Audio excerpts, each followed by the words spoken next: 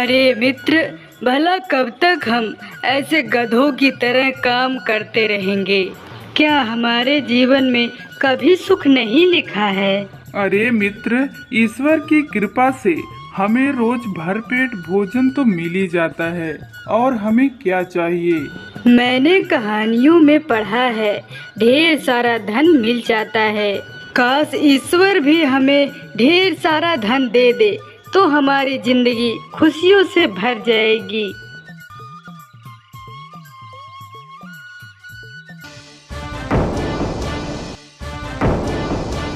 यह किताब किसकी है?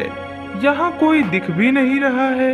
मित्र, यह किताब तो किसी मार्ग को दर्शाती है। हाँ मित्र, यह तो किसी खजाने तक पहुँचने का रास्ता है। तो देर किस बात की?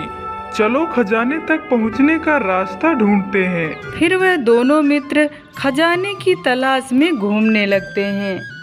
वह दोनों चलते चलते उसी गुफा के पास पहुंच जाते हैं जो किताब में दिखाई गई थी। मित्र, मुझे लगता है यह गुफा वही है जिसमें खजाना छिपा हुआ है। हाँ मित्र, तो देर किस बात की? चलो अंदर चलकर देखते हैं।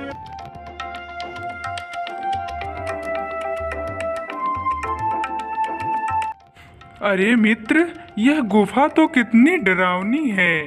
डरावनी तो है, मगर सोचो, अगर वह खजाना हमें मिल गया तो हमें जीवन भर काम नहीं करना पड़ेगा।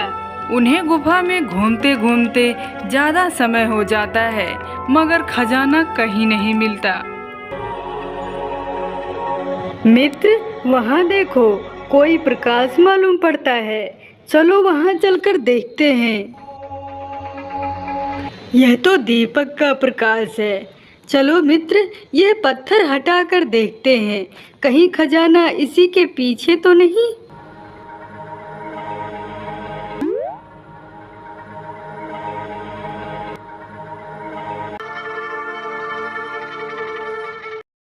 अरे वाह वाह, खजाना तो हमें मिल गया।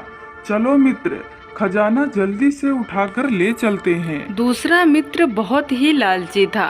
इतना सारा धन देखकर उसके मन में लालच आ जाता है। हाँ मित्र, पर इतना सारा खजाना हम कैसे ले जाएंगे? तुम एक काम करो, जल्दी जाओ और बैलगाड़ी लेकर आओ। हम उस पर ही सारा खजाना रख कर ले जाएंगे। दूसरा मित्र तुरंत ही बैलगाड़ी लेने चला जाता है। जाओ जाओ बच्चों, यह खजाना सिर्फ और सिर्फ मेरा है। मैं इसके दो हिस्से क्यों करूं? एक काम करता हूँ, सारा खजाना एक गट्ठर में बांधकर यहाँ से 9 2 11 हो जाता हूँ। इतना कहकर वह जल्द ही खजाने को एक गट्ठर में बांध लेता है और वहाँ से चल पड़ता है। गुफा का दरवाजा तो बंद हो चुका है। हे भगवान, अब मैं बाहर कैसे जाऊंगा?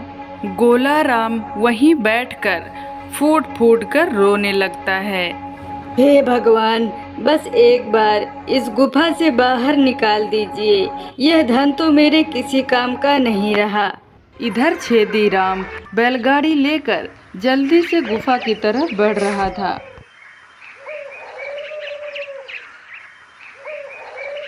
हे भगवान, वह गुफा कहाँ गायब हो गई?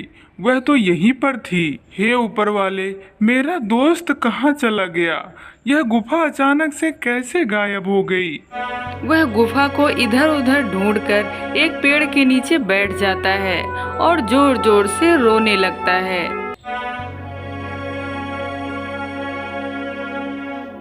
अरे, यह तो अपने धोखेबाज मित्र के लिए इतना परेशान हो रहा है।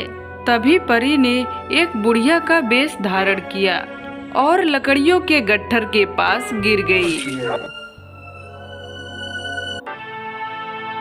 माता जी, आप इस उम्र में भी खुद ही लकड़ियाँ लेने आती हैं। क्या करूं पुत्र, मेरा इस दुनिया में कोई नहीं है, इसीलिए सारा काम मुझे ही करना पड़ता है। कोई बात नहीं माँ जी, मैं यह लकड़ियाँ आपके घर तक पहुँचा देता हूँ। इतना कहकर छेदीलाल लकड़ियों का गट्ठर लेकर चल देता है।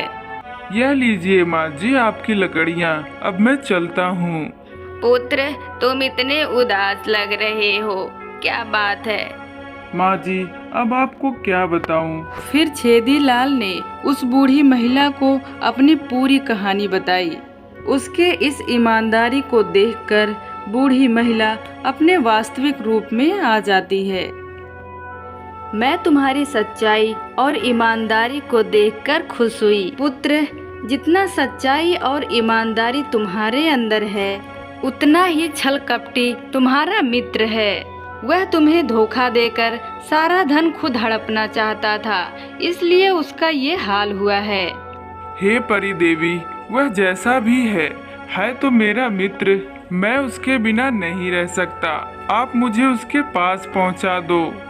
ठीक है पुत्र, तुम इस पत्थर को ले जाओ और जंगल में एक काला वृक्ष है, वहीं पर एक गुप्त दरवाजा है जिससे तुम अपने मित्र के पास पहुंच जाओगे। छेदी राम जल्दी से वह पत्थर लेकर जंगल की ओर बढ़ता है। जैसे ही वह काले वृक्ष के पास पहुंचा, पत्थर अपने आप ही चमकने लगा। लगता है काला वृक्ष यही है।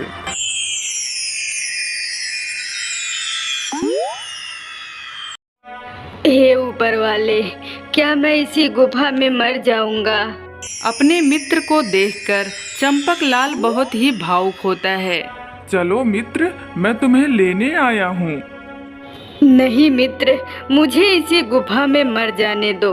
मैं बहुत ही पापी हूँ। मैंने तुम्हारे साथ छल किया है। तुम्हारे अलावा मेरा इस दुनिया में कोई नहीं है। मित्र, तुम यह खजाना रख लो। मुझे खजाना नहीं चाहिए, मुझे बस तुम्हारा साथ चाहिए और कुछ नहीं। नहीं नहीं मित्र, मुझे भी यह खजाना नहीं चाहिए। मैं इस खजाने को पाकर अंधा हो गया था, जो तुम्हारी सच्ची मित्रता को नहीं समझ पाया। मुझे बस तुम्हारी सच्ची मित्रता चाहिए और कुछ नहीं। इतना कहकर दोनों मित्र गुफा के बाहर निकल जाते हैं